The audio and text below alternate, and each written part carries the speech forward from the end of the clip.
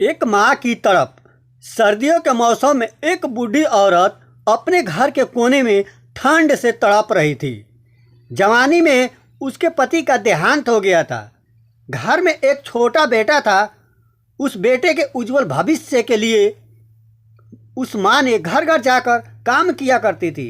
काम करते करते वो बहुत थक जाती थी, लेकिन फिर भी आराम नहीं करती थी। वो सोचती थी जिस दिन बेटा लायक हो जाएगा उस दिन आराम करूंगी।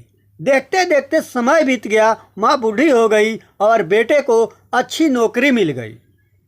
कुछ समय बाद बेटे की शादी कर दी। अब घर में एक सुंदर पोता भी हो गया।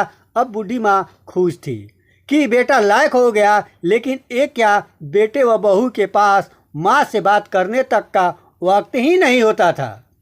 बस ये फर्क पड़ा था, माँ के जीवन में पहले वह बाहर के लोगों को बर्तन व कपड़े धोती थी, अब अपने घर में बहू बेटे के फिर भी खुश थे, क्योंकि औलाद उसी की थी।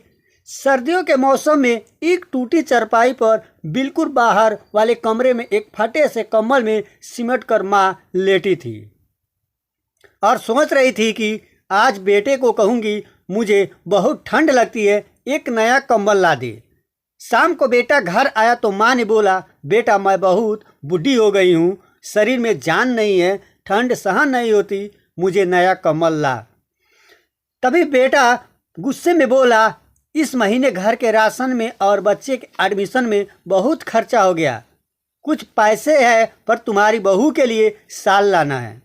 वो बाहर जाती है, तुम तो घर में रहती हो, सहन कर सकती हो। ये सर्दी निकाल लो, अगले साल ला दूंगा। बेटे की बात सुनकर माँ चुपचाप सिमट कर कंबल में सो गई।